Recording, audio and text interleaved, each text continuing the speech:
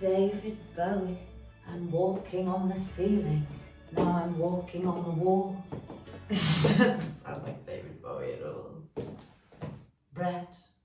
Kia ora and welcome. I've been diving into some quite intense territory recently in these videos, so today I wanted to focus on something that was a little bit lighter, write something fun. But I'm me. So with that said, let's talk about one of my all-time favorite films, Labyrinth, and figure out what is wrong with Jim Henson that made him write this film.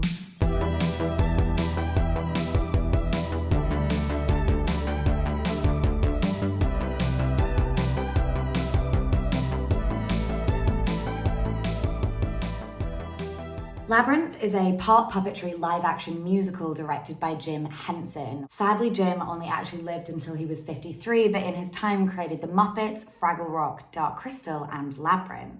The film, released in 1986, is a complete spectacle.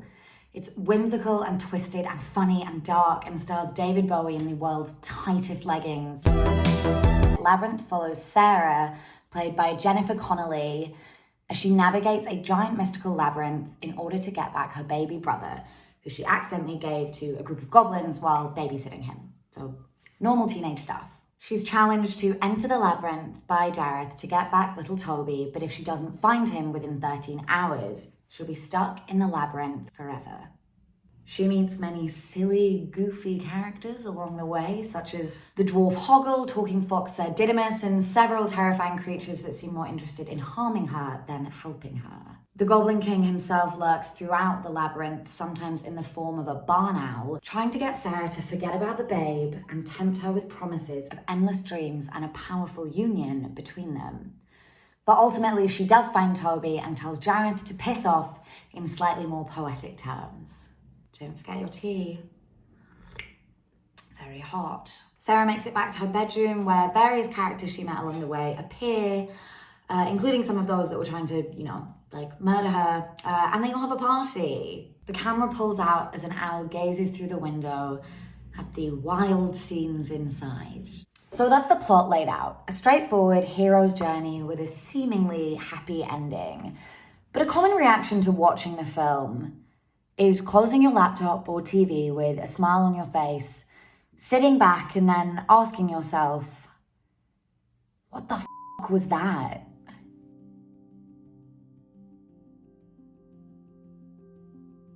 I think I first watched Labyrinth when I was around 16 or 17. So I wasn't young, but for many people my age or a decade or so older, it was a childhood classic. I think Labyrinth perfectly represents those types of films that you might catch as a kid at a friend's house or on TV, and though you can never quite remember it, certain imagery sticks around in your mind forever.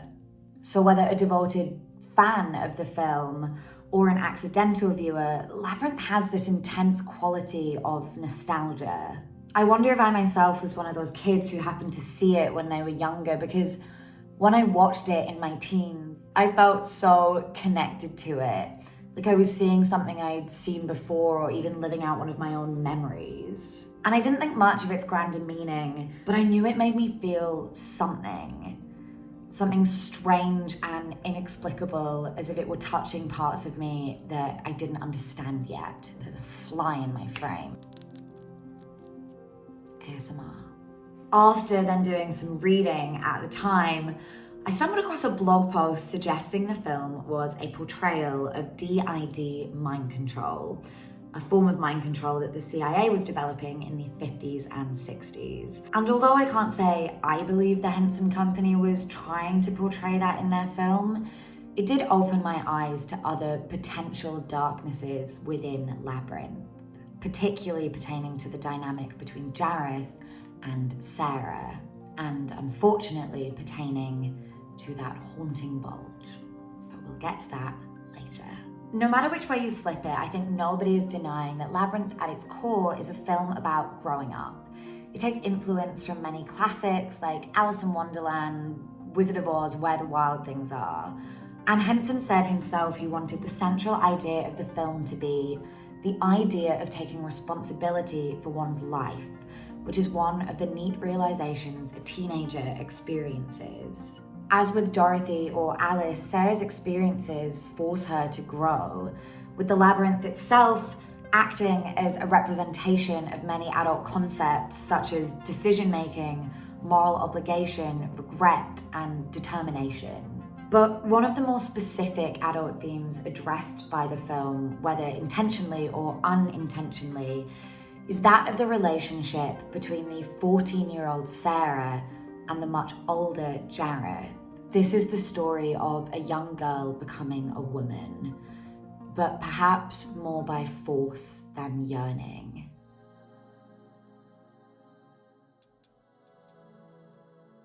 I'm wearing a wedding dress. Do we like it? It was $40.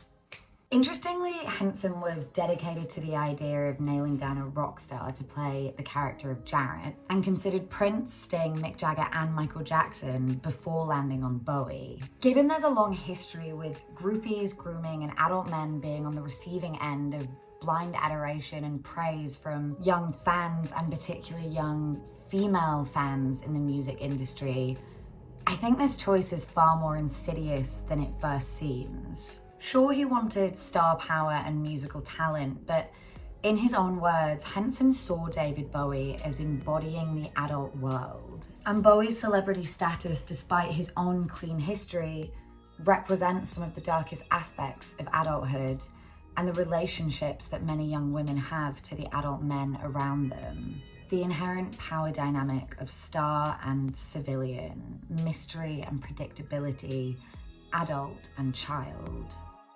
Grooming is defined by Oxford Languages as the action by a pedophile of preparing a child for a meeting, especially via an internet chat room with the intention of committing a sexual offence. However, colloquially, it's often used to refer to any sort of coercive behaviour that endears a young person to an older person in a sexual or romantic relationship. Rain.org, who specifies that though children are most often groomed, adults can also fall victim to it, describes grooming as manipulative behaviours that the abuser uses to gain access to a potential victim. And the seriousness of grooming specifically aside, similar power dynamics often appear in relationships between older and younger people. There is a built-in imbalance to these relationships, even when intentions are innocent. In Labyrinth, Sarah and Jareth undoubtedly exist within this pre-established dynamic. She is a literal child in a place of emotional disconnect from her family and seemingly unexcited by the life that she leads. Jareth is an adult, literally a king, a mystical figure from a magical and exciting world, able to offer Sarah anything that entices her. A standout line of dialogue in the film comes amidst their final confrontation. I ask for so little. Just fear me, love me, do as I say, and I will be your slave. It's illustrated here that there is a push and a pull to this relationship, or at least it seems there is. The feeling of equal powers between two players in a relationship can be a reason that people stay in relationships like this, because they feel genuinely that the other person somewhat needs them. Sarah isn't nothing to Jared, even though he's in the position of power. He needs her, not just wants her. And seeing someone's vulnerability often endears us to them. Jared's near begging, his offer to Sarah of his total devotion, provided he has hers, makes Sarah feel powerful too. It evens the playing field. Another line of dialogue that I want to emphasize is when he tells Sarah her eyes can be so cruel. His methods, not unlike many real abusers, are to make Sarah feel as if she is in control and she is torturing or punishing him with her denial of him, not the other way round. And most importantly, that only she has this power over him. She's special. And being made to feel special is the greatest trick. Even in breaking out of the labyrinth and defeating Jareth, there is a sense of uncertainty that she's really escaped. Sarah begins to cite from a play she read earlier in the film. And finally, she remembers her line. My will is as strong as yours, My kingdom is great. You have no power over me. The staircases fade away and Jareth reverts back to his owl form, and suddenly she's back in her own home. Sarah being able to break out of the labyrinth by realizing that really she is in control is empowering if taken at face value. But is this control an illusion? Jareth appears to accept the defeat and return her home, but what better way to leave someone thinking of you with some sense of reverence than by affording them choice? Sarah can think she's won, but is that the same thing as winning? I'd say for a young person trapped in a power dynamic like this, often not. You can feel powerful, but ultimately still be powerless. And it's a scary thing to realize as a young person that your perception and objectivity are not the same thing. Realistically, how many of us have reflected on situations we've been in our teens or 20s and realized that our perceived control over the situation was barely there?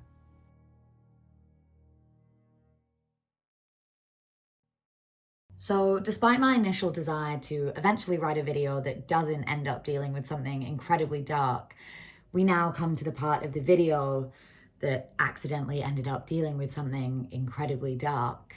This is by no means a theory that I've come up with on my own, by the way. I've definitely seen this discussed before, and I don't really remember specifically because this is reading I did when I was like 16. But there are several indicators that sexual assault is a core allegory in Labyrinth.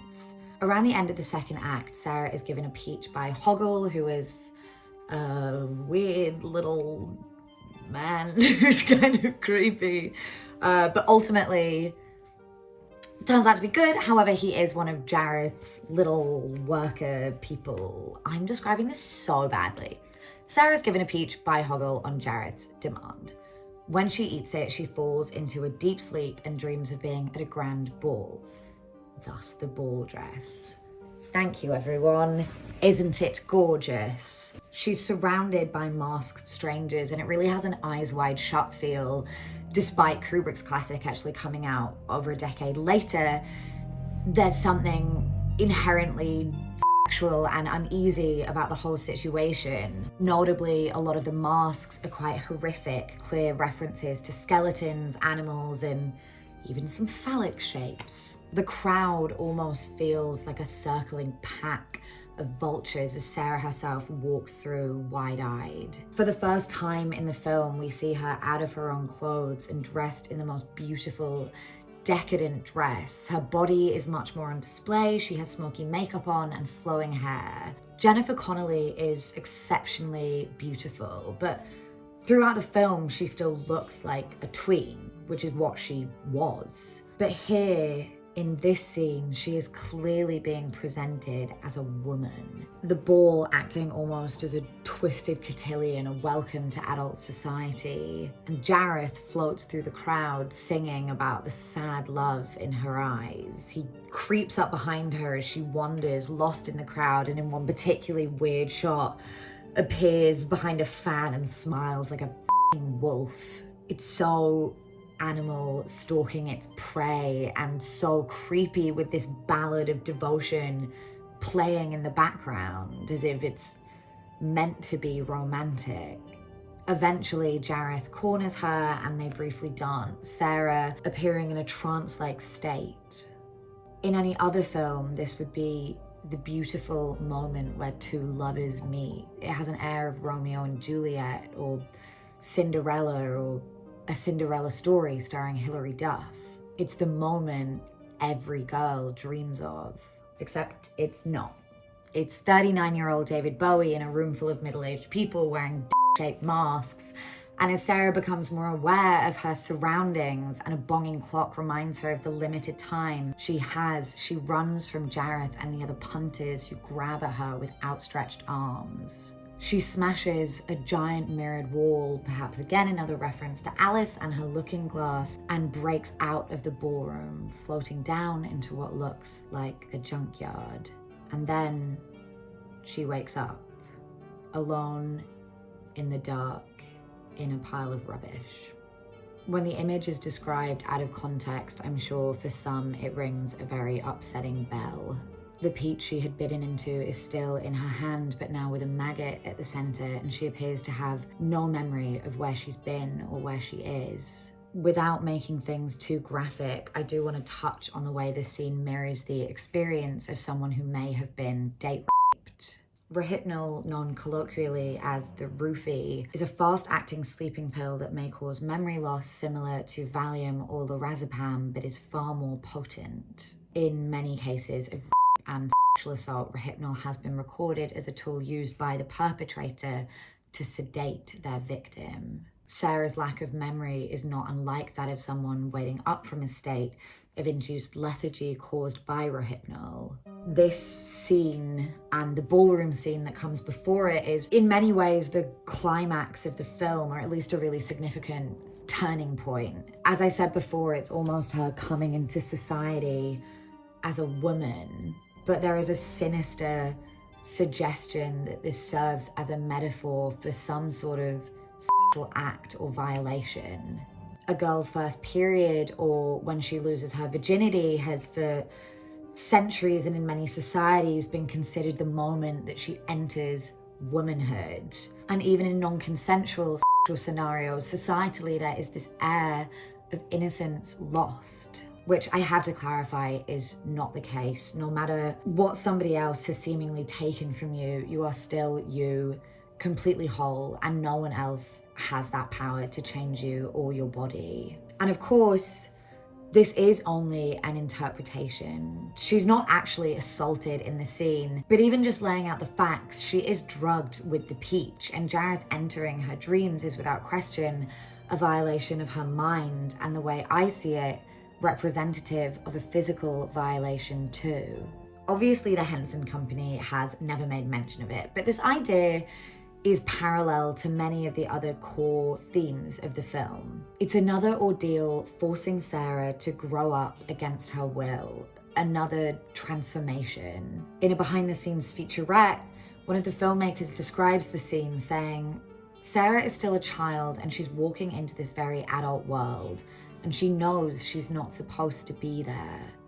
And whether you view the ball as a metaphor for just the adult world on a whole, or as a metaphor for a singular instance, such as assault, representative of the evil in the adult world, it's definitely the scene that highlights Sarah as a child, out of her depth and daunted by these surroundings, despite her womanly appearances.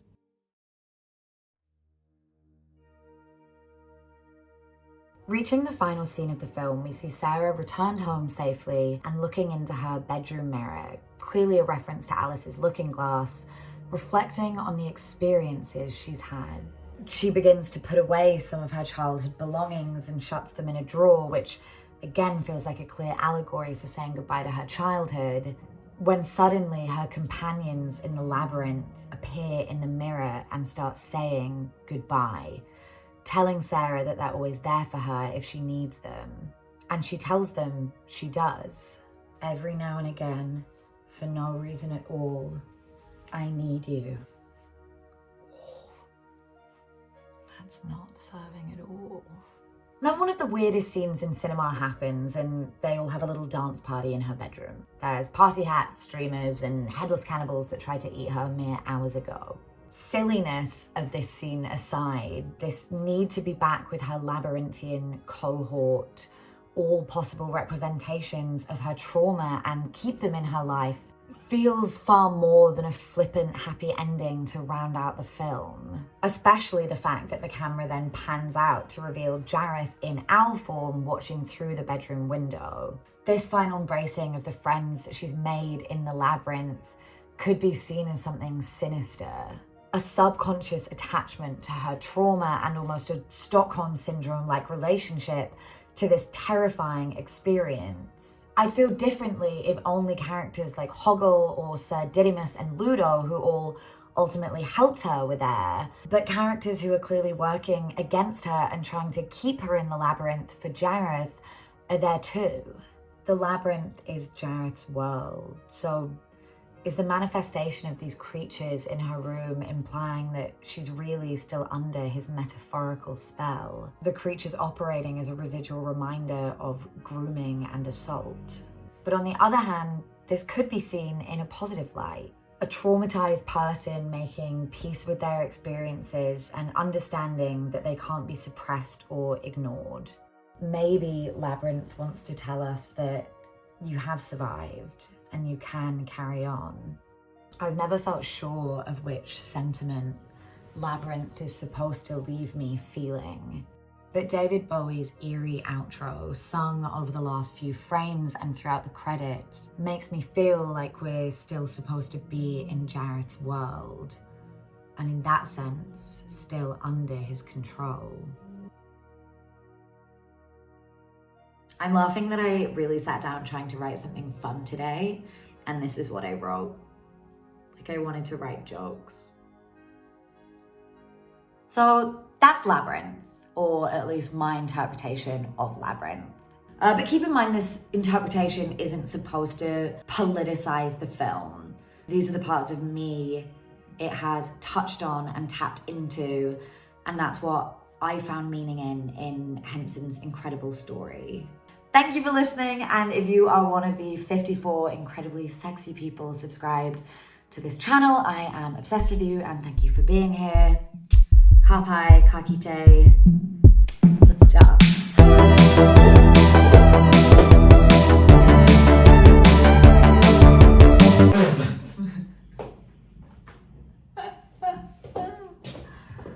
I'm off to a party, and I'm already 20 minutes late.